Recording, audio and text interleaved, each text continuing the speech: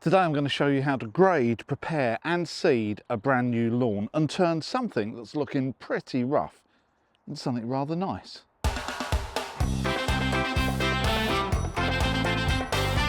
Stop, enough of that. I've got too much to do to wait for the credits to go through. This is my area that is rough to say the least. I've got a combination of earth, brambles, meadow grass, areas that I've been burning, bald patches and just about everything else in between. So today I'm going to show you how to prepare an area like this to make a nice new lawn. Now the first thing I have to say is, compared to the average garden, my area is in a bit of a mess. This used to be a paddock, people working here, they're doing a lot of car, automotive type work, so there's sort of rubbish strewn everywhere. The other major problem I've got is that the whole area was covered by brambles for years and years. So I've got bramble crowns in the grass at the moment that really need to come out. And the third problem I've got is it goes up and down all over the place. So I don't know if you can see here, but essentially I've got a mound that's probably over ½ a metre high, maybe 600 mil high, right exactly where I want to put this lawn. So just to make it really clear what I'm doing, this is a little bit of an upstairs shot from one of my back windows, and the lawn that I'm going to be putting in is essentially this sort of shape and size, and I'm calling this phase 1, and outside of this there's other phases to come, like phase 2 and phase 3 and lots of others.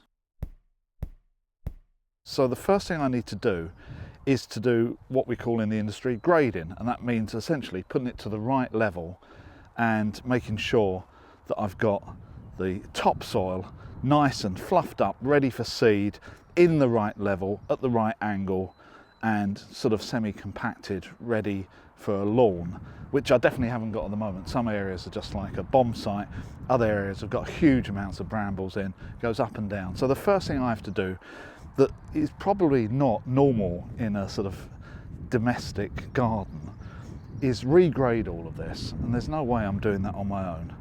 So I'm going to use the help of my mini digger. I started off taking up the turf and this meadow grass with what's called a riddle bucket, or sometimes called a skeleton bucket. That's essentially a bucket that's got holes in. So once you've filled it, if you then wobble it about, the idea is that any earth will fall out of it and clumps of grass you can put to one side. But I must admit, what I did find is the clumps of grass were so, well, clumpy that not much of the earth really fell out. And the other thing they don't tell you about a riddle bucket is you do need to wobble it about a bit, and that makes quite a lot of noise with the bucket shaking at the end of the arm. So using a riddle bucket for me was sort of limited success. So then the next day with the sun out, I just changed to a grading bucket and essentially took off the top 100 mil of this turf.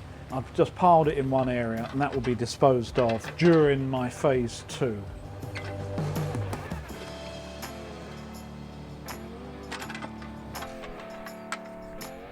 Being an engineer and concerned about how much material I've got to play with, and wanting this lawn absolutely flat in one direction with a small fall going away from the house, I broke out my rotating laser level to do a bit of a survey of the area.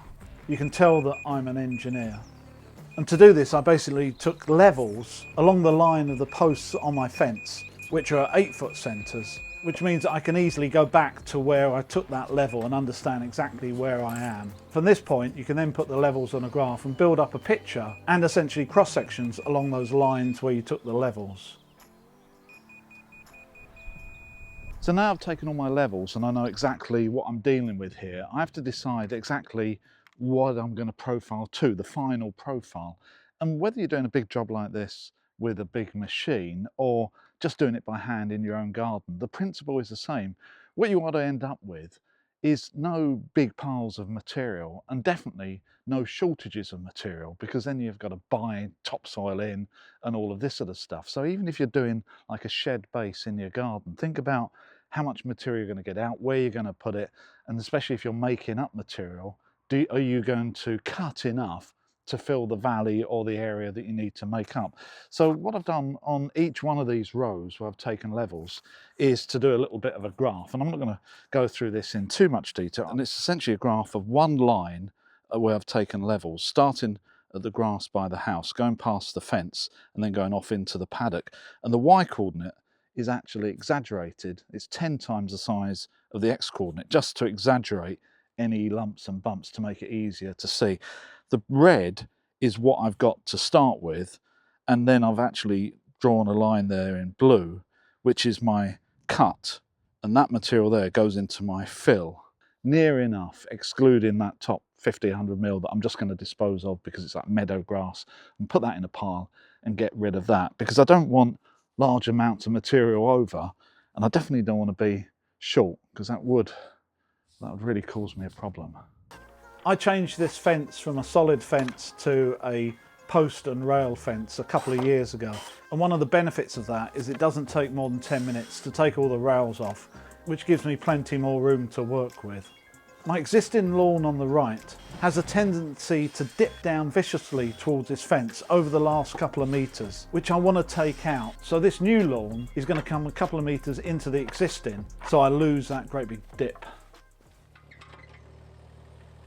Now I understand exactly where the lawn is going to be laid to level-wise. I've installed what you might call screed rails. This means with the machine it gives me a really good idea where I need to end up. And with a bit of careful grading, I can get to maybe 25 mil or an inch of where I need to, in the areas where I'm cutting.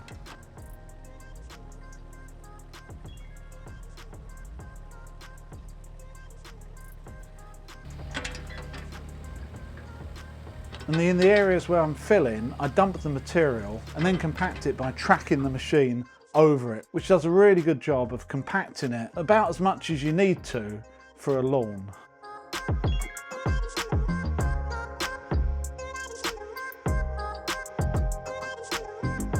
So after more than a couple of days of what we'd call in construction earthworks, I've essentially levelled and cleared out all of this ground now, most of which has got nothing to do with laying a lawn, but I'm trying to do both of these projects at the same time, because obviously hiring the mini digger, I do need to get the most out of it in one go. So all of this is now cleared, and all the major moving of the earth for the lawn is done. In some ways, that's the easy bit. What I have to do now is the handwork. Unless you're an absolute superstar on the mini digger, grading is never going to be perfect. So at some point you need to resort to doing it by hand. And it's really important, if you want a flat lawn, to go through these processes and put in some screed rails and get things as accurate as you can, because the lawn in the future is only ever going to be as flat as you make it at this point. So it's worth putting in the time and effort to get it as accurate as you can.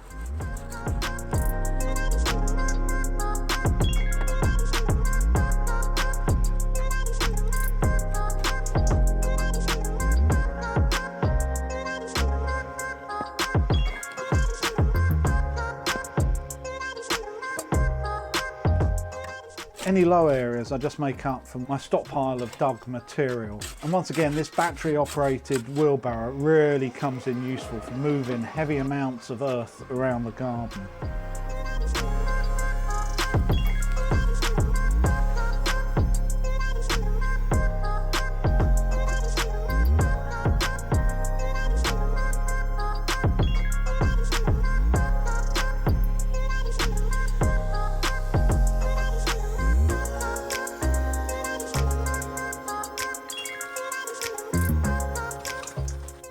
And before you know it, areas join together and the whole thing starts looking a lot flatter than it did at the start, which means I can now take out my screed rails and then fill in the gaps and compact them with a little bit more material, so I don't end up with any holes in those areas.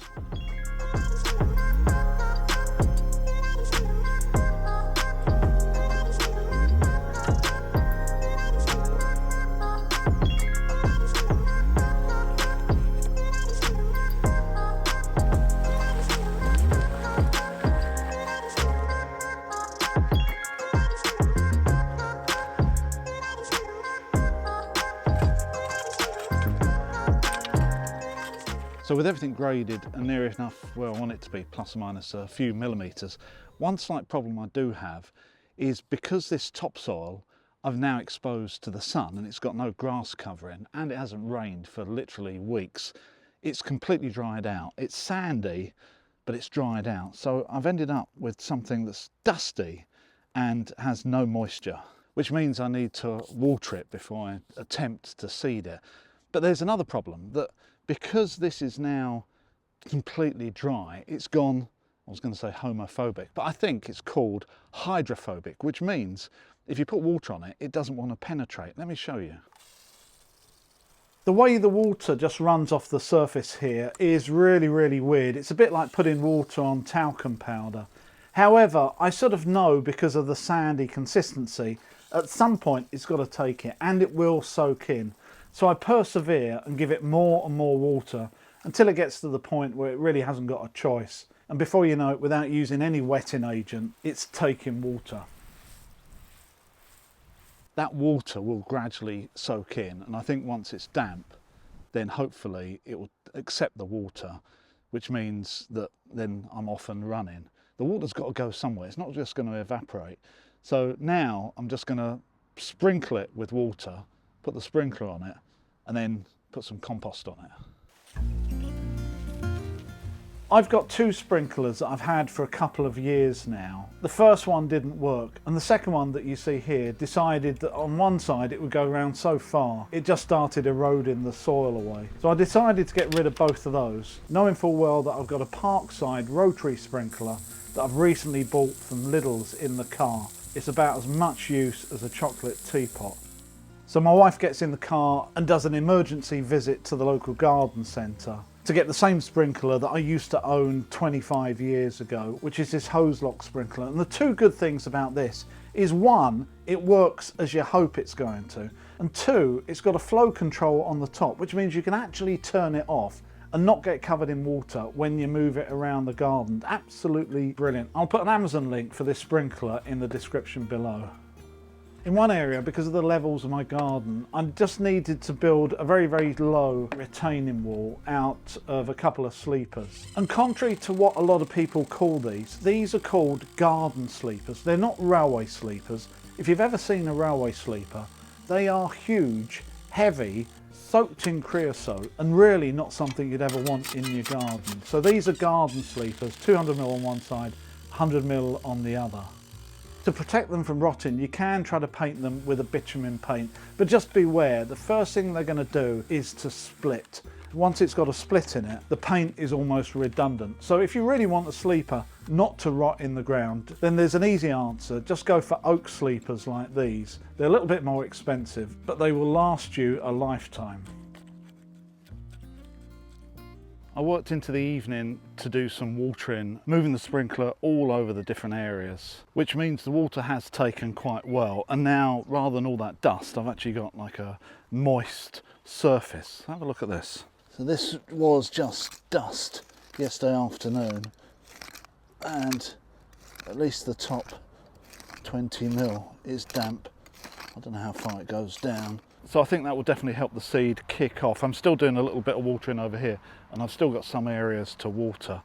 But what I want to do before I put any seed down is to make some sort of divots or furrows so that a lot of that seed can sit in it. Then I'll roll it over and make sure that it's just slightly buried. And I've got a little tool just for that job. This is what Amazon calls a garden cultivator. It's a bit like a rake, but it's got these rotating stars on the end, which for material like this, which is reasonably fluffy and moist, means that you end up with lots and lots of little holes, which I think will help seed go into, and then will naturally close up when I water it, meaning I've got that seed to earth contact. I go over the whole area with this, which only takes about 10 minutes, but does fluff it up quite nicely. So after all that hard work, I finally get to actually do a bit of seeding, which in some ways is the fun bit. And the seed I'm using this year is something called Lawns Direct, and I bought this off of Amazon. I'll put a link in the description below for this very seed. It's a completely 100% fescue mix, which I'm sort of trialing. And if you're going to do a lawn like this and seed it, I would highly recommend also using a spreader like this which makes life a lot easier. And at some point you'll want to be adding fertiliser and putting other sprinkly type things on your lawn. So you might as well buy one now and be done with it. This is a rotary one that just spins around as you move it, but I've had this for a few years and it's worked out absolutely fine. Right, with the amount of seed to go down, people do recommend 50 grams a square metre, which I'm going to stick with. 35 grams a square metre if you're overseeding a lawn, 50 for a new lawn.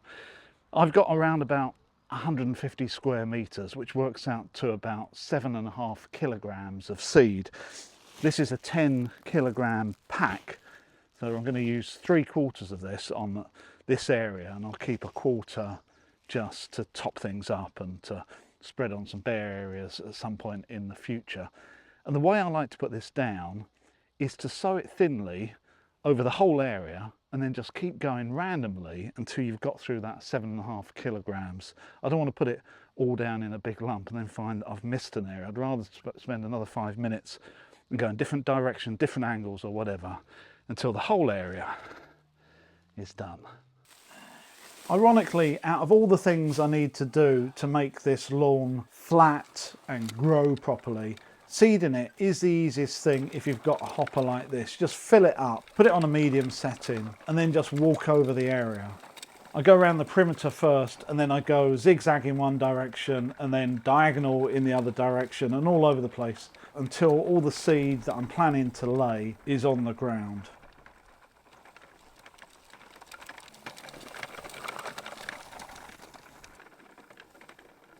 But even if you've got a seeding machine, there's nothing wrong with grabbing a handful and just making sure that that seed has got a good coverage throughout. With the seed in place, what I'm going to do now, just like overseeding on a lawn, I'm going to cover the whole area with a thin layer of compost. This is a pretty cheap compost. I don't think it really matters what make you get. Just make sure that it's fine and it hasn't got big twigs and what have you in it. That's not going to do anything for your lawn at all. And the mistake I made here is that I still haven't got one of those drums that spreads compost on your lawn. And today I could have really done with it, because it did take a little bit to go over the whole lawn by hand spreading this compost. But hey ho, you live and learn. And before you know it, the whole area is covered with a thin layer of compost. However, that compost is a little bit bumpy and not necessarily in contact with the seed. So if I had a roller, I would definitely roll it at this point. However, I do have the next best thing, which is my lawnmower. So I decide to give the whole area a roll, not cut anything, the blades aren't going around. I'm essentially just using the rear roller just to flatten the area and push everything together so that seed is in contact with the compost. And at this point, I'm thinking if the neighbours are looking over the fence, they're probably wondering what grass I'm cutting, and also thinking I'm maybe a little bit too early. So as I finish each section covering it with a thin layer of compost, I give it another watering just to make sure that whole layer is nice and moist before I cover it. And because everything's drying out so much at the moment, because we've had no rain at all, I've decided to cover it just to try to keep some of that moisture in and stop it being baked by the sun. And as usual, as soon as I started putting this fleece down, the wind came up. So I've also weighted it down all the way around the perimeter with the timber that I've taken off the fence, which hopefully should keep everything in place and stop it flying away. Maybe in hindsight, polythene would be better because that would keep the moisture in. But the only problem with polythene is that to water it, you need to remove it. Whereas at least with this fleece, I can just water through it. And other than keeping on top of the watering and waiting for it to germinate, that is essentially it. It's been quite a mammoth task, not necessarily laying the lawn, but actually doing all the grading with the machine. So that's off hired now, and I can have a little bit more of a quiet life. If you're going to do something like this, you need to persevere. You need to take a deep breath. You're going to get covered in mud. You're going to get very hot, sweaty, tired and everything else. But hopefully, once that lawn is established, it's going to be worth it. I think I need a bit of a shower, or should I have a beer first? Shower or beer?